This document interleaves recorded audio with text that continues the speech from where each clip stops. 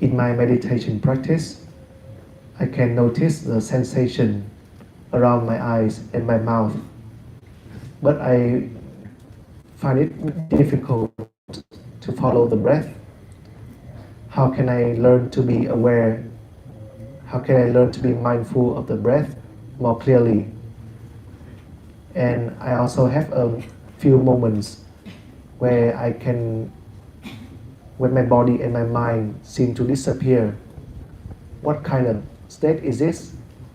However, I cannot stay in this state of mind for very long. How can I return and stabilize this state?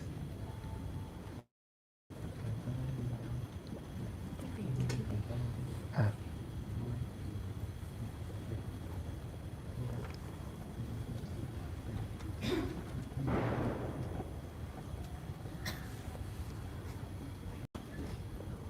Con xin phép được đọc câu hỏi 1.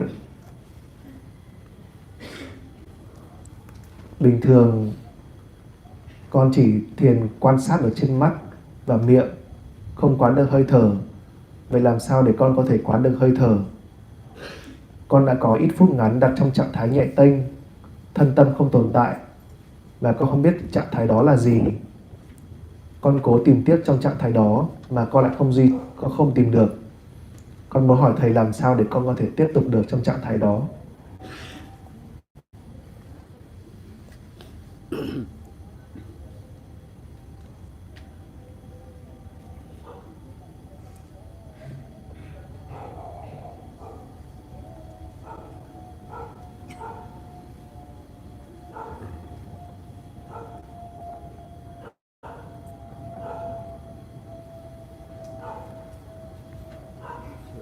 Explain the first speech.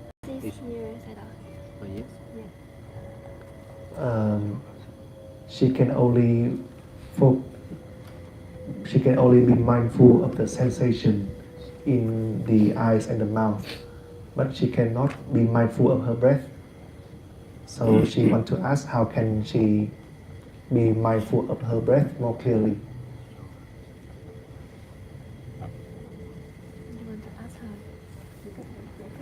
How long have you been practicing meditation? Chị thực hành thiền bao lâu rồi ạ? 2 years.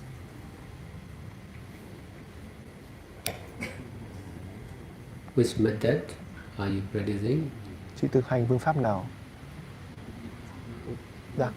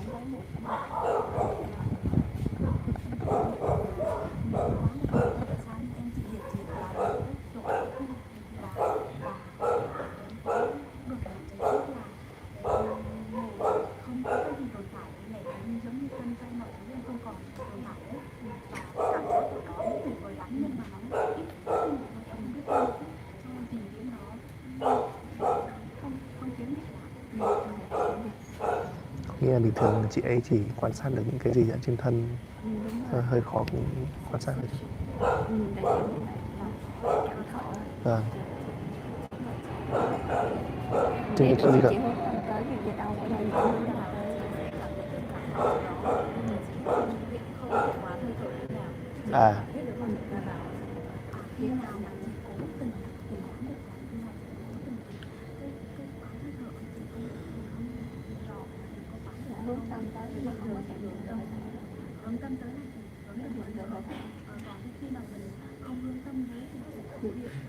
thì có đối tượng nào xin hỏi không?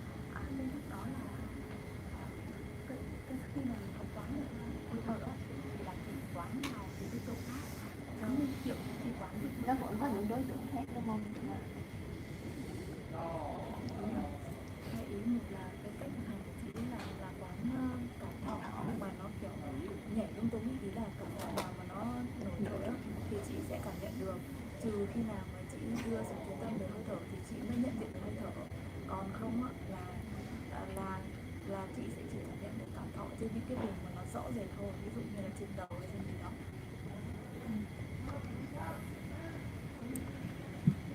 Thì chị hỏi lại làm sao để nó phân biệt trên hơi thở. she can usually mindful of her sensation in the body quite naturally, but if she wants to be mindful of her breath, she has to force her attention. Cho nó chịu không có gió thổi luôn. Con dịch đúng chưa?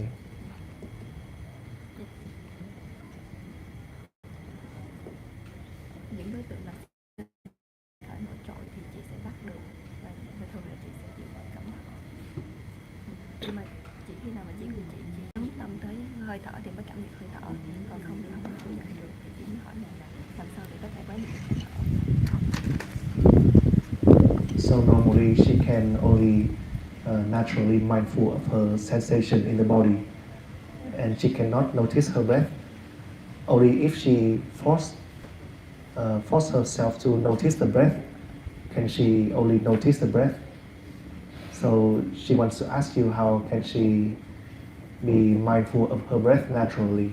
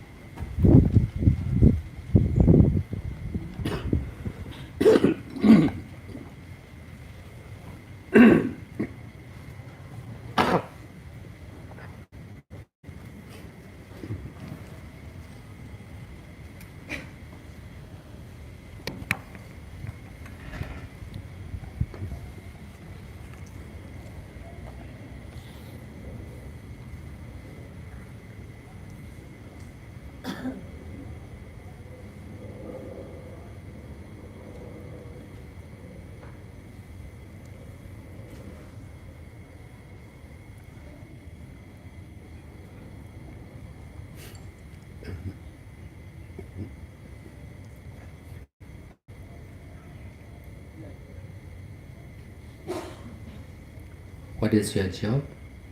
Chị đã làm cái gì? She's an accountant. How long have you been working? Chị làm việc bao lâu rồi? 10 năm. 10 years.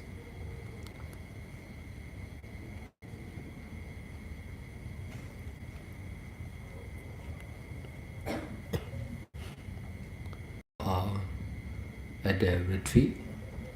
Chị thực hành một mình hay là chị thực hành tại các khóa thiền?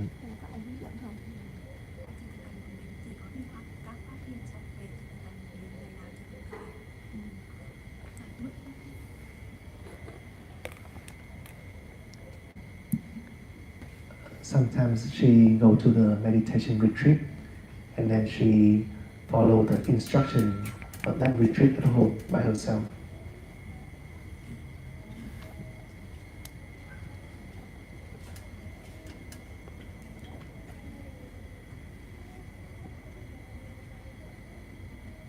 With tradition? Chị hay tham gia khóa thiền của bên phương pháp nào? Thế là có đủ vị thầy khác nữa không hay chỉ một thầy thôi? Dạ, để học thêm. Mà học thêm của thầy đó luôn hay là của những vị thầy khác?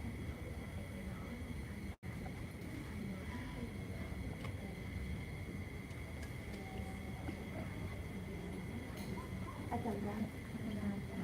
À, Học với thầy Viên Miện với thầy Ajahn Brahm. thế là tông phải, thế là trường phái nào? Nhà thầy Viên Miện dạy về quán tâm, thầy Viên Miện dạy quán tâm. Ajahn Brahm là dạy về gì? Về mindfulness. Ngạn ngành biết Ajahn Brahm thì ngài nói sao là bạn biết? She learned from Ajahn Brahm and she also learned from observing the mind. Recently, she joined in the retreat of Ajahn Brahm. Before, she used to follow one meditation master from Vietnam. He's teaching about much more about Chittanupassana. And then, after joining the Vietnamese master retreat, she also came to YouTube to learn more about his teaching, and she tried to practice at home by listening his teaching online. Yeah.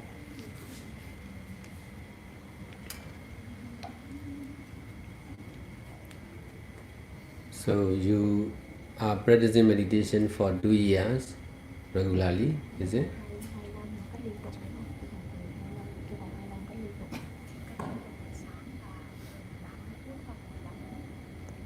She practiced regularly in the morning for 15 to 30 minutes.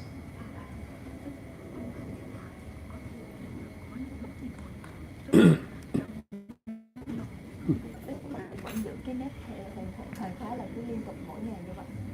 Yeah. She practiced daily for 30 minutes in the morning.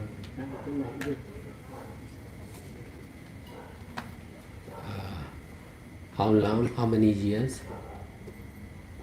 Two years. 2 năm. What is the problems with your practice?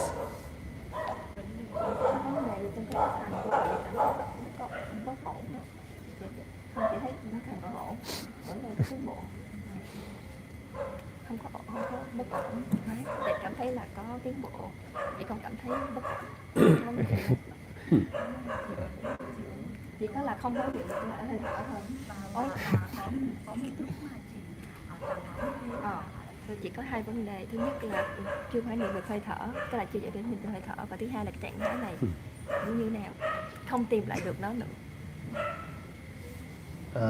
She feels like she doesn't have any problems in her meditation. It's just that she cannot feel her breath clearly. Cannot be mindful on the breath.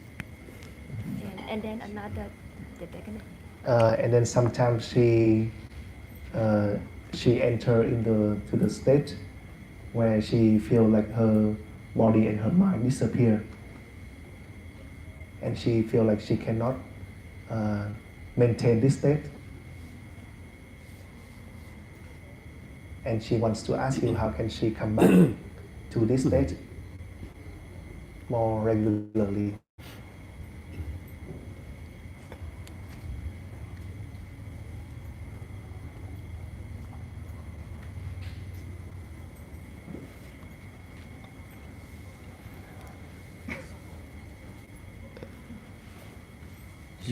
You attach on breathing, that is the problem. So you need to detach from breathing. No problem if you are difficult to be mindful on breathing. In fact, to continue the practice,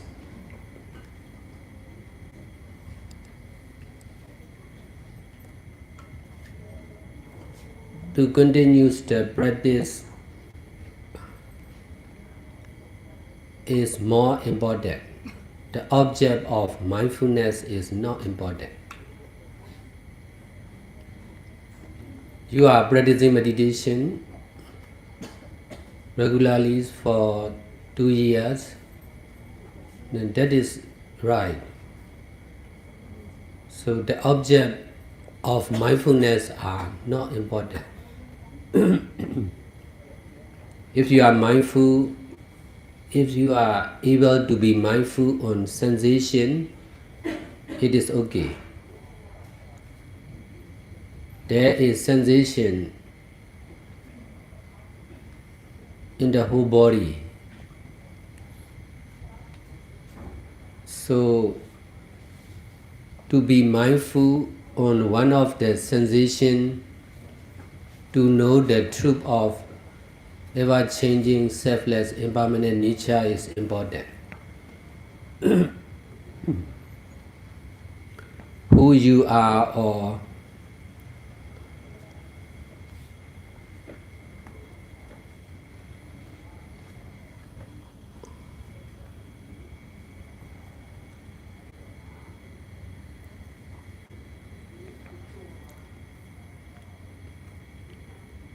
what object you are mindful,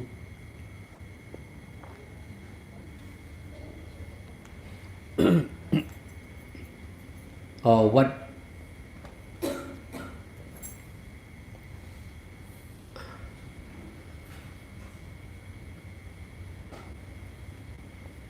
is your own experience about meditation are not important. So breathing is not important at all. But you are attaching on breathing. That is what you need to detach. Because of attachment on breathing, you are difficult to detach. You are difficult to be mindful on breathing. If you can detach from your attachment on breathing, there will be mindfulness on breathing naturally. Sometimes, not all the time. I myself is the same. I am difficult to be mindful on breathing. I am more easy to be mindful on the present mind. In the beginning, I was greedy with my business. That's why I was easy to be mindful the pain in my body.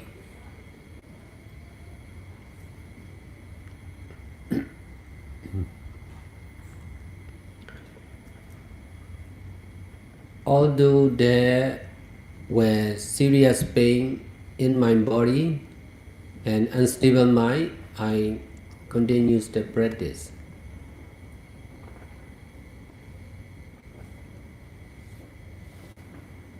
Present action of mindfulness with detachment is really important. The object of mindfulness or the time and place of the mindfulness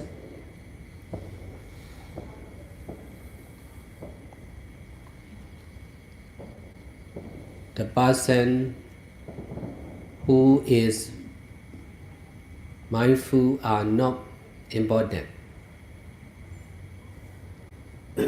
With this right understanding, I have been practicing and teaching meditation for over 25 years continuously.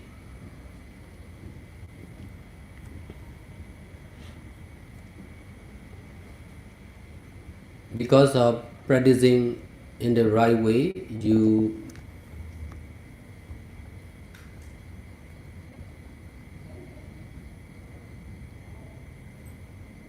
came to understand the absence of body and mind. But because of attachment on that knowing, you are difficult to know the same as before.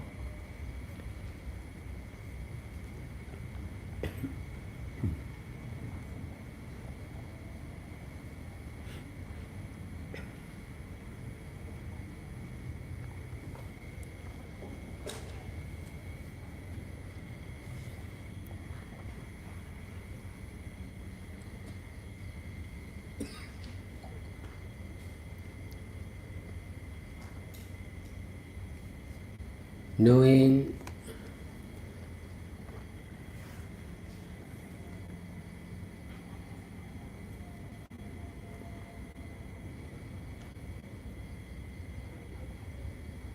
body and mind of ourselves and the others are easy, but knowing the absence of body and mind is really difficult because of practicing meditation with detaching from body and mind, you came to understand disappearing of body and mind.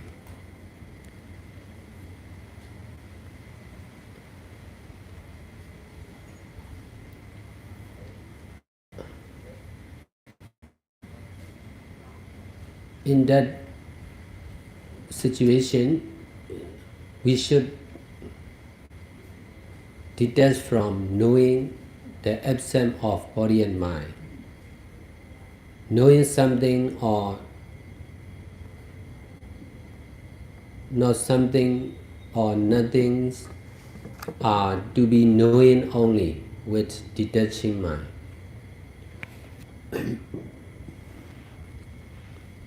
Because of attachment on nothing, disappearing of body and mind, you are difficult to know the same. You need to practice detachment more and more. You need to detach from yourself, from your job, from your experience, from breathing.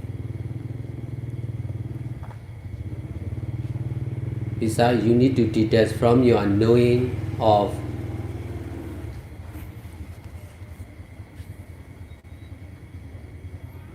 disappearing of body and mind also. If you are difficult to practice by yourself, you can practice together with us like this. You need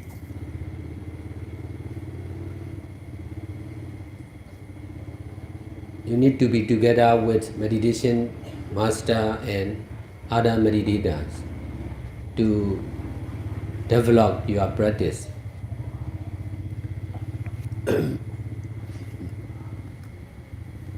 But if you can detach from yourself and from your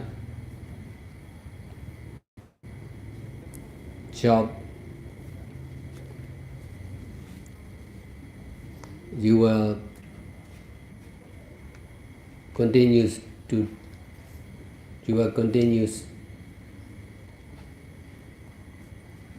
difficulties in your practice.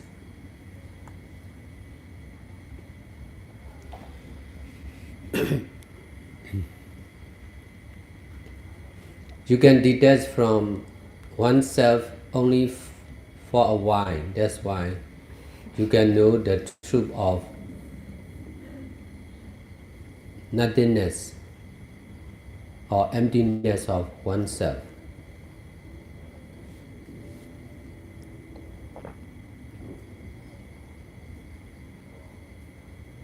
But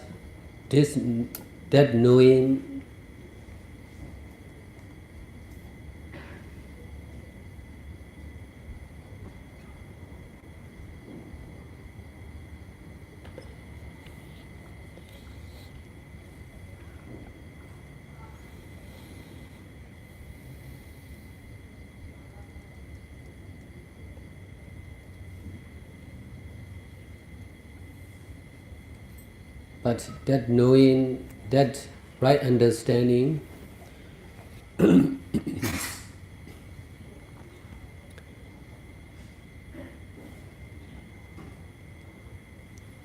about nothingness or disappearance of body and mind is the cause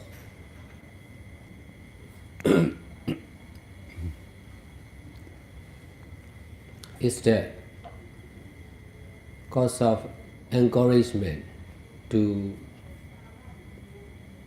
detach more and more from yourself and your belongings.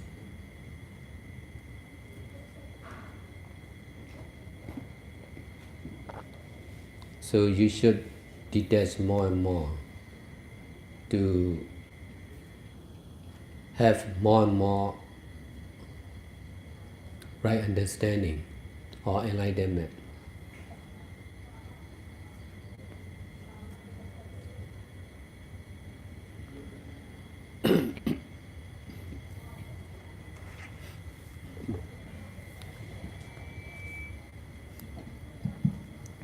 Con xin phép đọc lại câu hỏi một lần nữa.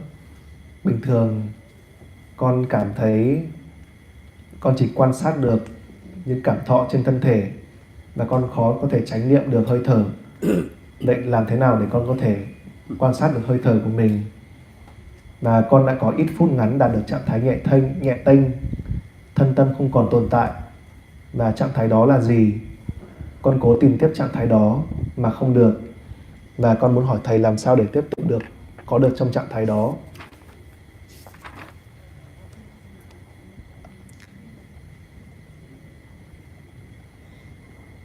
Câu trả lời của Ngài Thiền Sư là bởi vì con dính mắc vào hơi thở của mình, thế nên con mới có vấn đề này, và con cần học cách xả ly khỏi hơi thở của mình. Đó không là vấn đề nếu con cảm thấy khó khăn trong việc chánh niệm về hơi thở của mình. Trên thực tế, việc tiếp tục thực hành thì quan trọng hơn cả. Đối tượng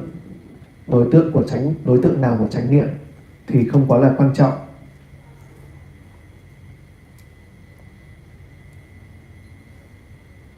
Mà quan trọng hơn là việc tiếp tục duy trì việc thực hành chánh niệm. Nếu con chỉ đơn thuần là chánh niệm trên những cảm thọ trên thân thể thì nó không sao cả. Bởi vì liên tục có những cảm thọ xảy ra trong cơ thể của con. Con có thể tận dụng được những cảm thọ trên cơ thể để biết được về bản chất vô thường, vô ngã, thì điều này quan trọng hơn tất cả. Bản thân chúng ta là ai, hay đối tượng nào chúng ta cần chánh niệm, hay những trải nghiệm nào chúng ta có được trong quá trình thực hành thiền thì không quá là quan trọng. Hơi thở của chúng ta cũng không quan trọng, và chúng ta cần học cách xả ly khỏi hơi thở của mình. Bởi vì con có sự bám chấp trong vấn đề này, có sự bám chấp trong hơi thở của mình. Thế nên chính sự bám chấp này mới làm con cảm thấy khó khăn trong việc chánh niệm về hơi thở của mình. Chỉ khi nào con có thể xả ly được khỏi hơi thở của mình thì con mới có thể đôi khi là cảm nhận và chánh niệm được hơi thở của mình. Bản thân thầy cũng có vấn đề tương tự trước đây. Đôi khi thầy cũng cảm thấy khó khăn trong việc chánh niệm trên hơi thở của mình. Tuy nhiên điều này không sao cả.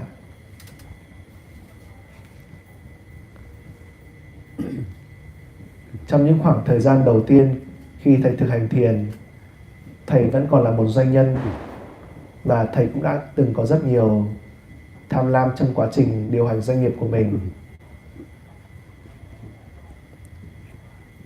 Chính vì thế thầy cảm thấy dễ dàng hơn trong việc quan sát tâm trí của mình, quan sát được những cảm giác đau đớn trên cơ thể của mình. Có rất nhiều cơn đau trong thân và tâm của cơ thể thầy. Có rất nhiều cơn đau trong thân và tâm của thầy. Tuy nhiên thầy vẫn tiếp tục duy trì việc thực hành của mình. Bởi vì sự chánh niệm và xả ly trong giây phút hiện tại thì quan trọng hơn tất cả. Còn đối tượng nào để chánh niệm hay đối tượng nào để chánh niệm thì không quá quan trọng.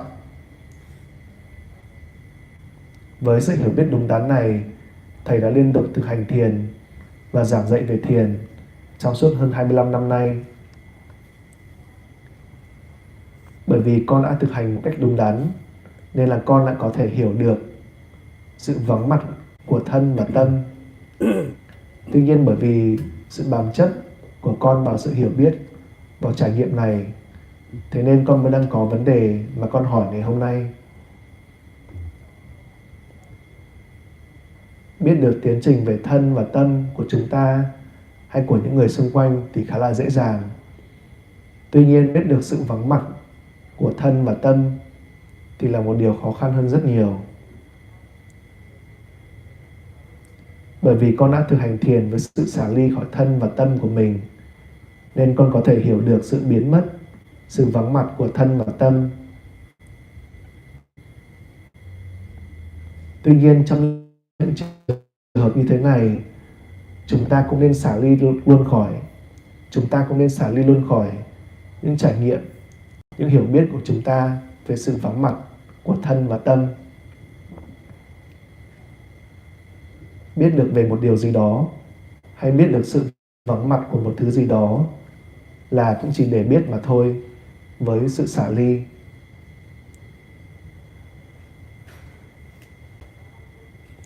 Bởi vì sự bám chấp của con vào sự vắng mặt của thân và tâm, nên con sẽ cảm thấy khó khăn trong việc trải nghiệm lại điều tương tự. Con cần thực hành sự xả ly nhiều hơn nữa, và con cần học cách xả ly khỏi bản thân mình, xả ly khỏi nghề nghiệp của mình, xả ly khỏi hơi thở, xả ly khỏi trải nghiệm biến mất thân và tâm của mình. Nếu con cảm thấy khó khăn trong việc tự mình thực hành, thì con có thể đến đây thực hành cùng tăng đoàn. Con cần dành nhiều thời gian hơn với những hành giả hành thiền và những bậc thiền sư Việt của mình. Con sẽ liên tục gặp trở ngại trong quá trình thực hành. Con đã thành công trong việc xả ly khỏi bản thân mình trong thoáng chốc.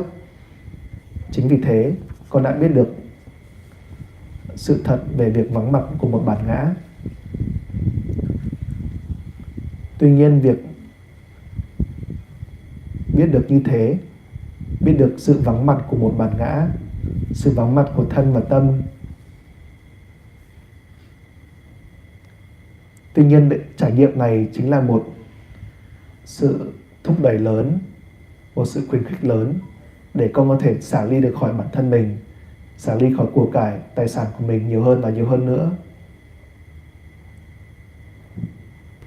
Con nên học cách xả ly nhiều hơn nữa, và chỉ khi đó con mới có thể có được những hiểu biết đúng đắn và có được sự giác ngộ giải thoát. So now we will stop now and go to the main Dhamma hall. Now it's time for going to Dhamma hall.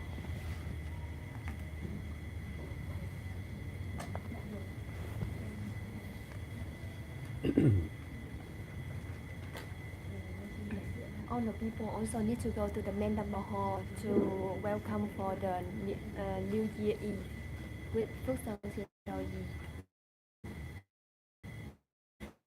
We will stop now. Continue tomorrow. We'll go to tomorrow. Yeah. Main Dhamma hall. The big Dhamma hall. So we can continue Q&A here or what? Sư ơi. Yeah. Yeah, 11 giờ. Còn. Yeah. So Siadoji waiting for you at 11. Dạ lên giữ chút xíu rồi về đây hay là ở trên đó luôn thôi sư? Lên thì lên hết trên đó rồi. Trên đó là có giảng pháp hay như nào, hay là chỉ tham dự thôi? Có. Ngài có nói thật. You will give my talk there also for the new year. So we will carry Sedar. Tối mai mọi người tiếp tục ở đây. Dạ tùy sư. Tức là tối mai là ngày thuyết pháp ở trên đó là từ 6 giờ rưỡi tới 8 giờ. Xong 8 giờ quay lại tiếp tục ở đây. Là không phải từ 7 giờ. Hả? Không phải từ 7 giờ. Tối mai là ngày thuyết pháp ở trên chính điện. 6 giờ rưỡi tới 8 giờ. Rồi sau 8 giờ nó quay trở lại tiếp tục ở đây. Dạ.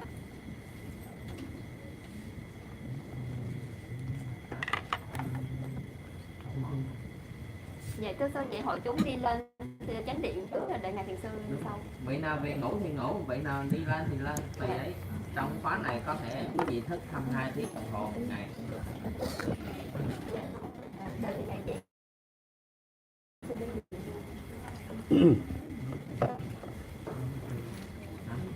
Không mọi người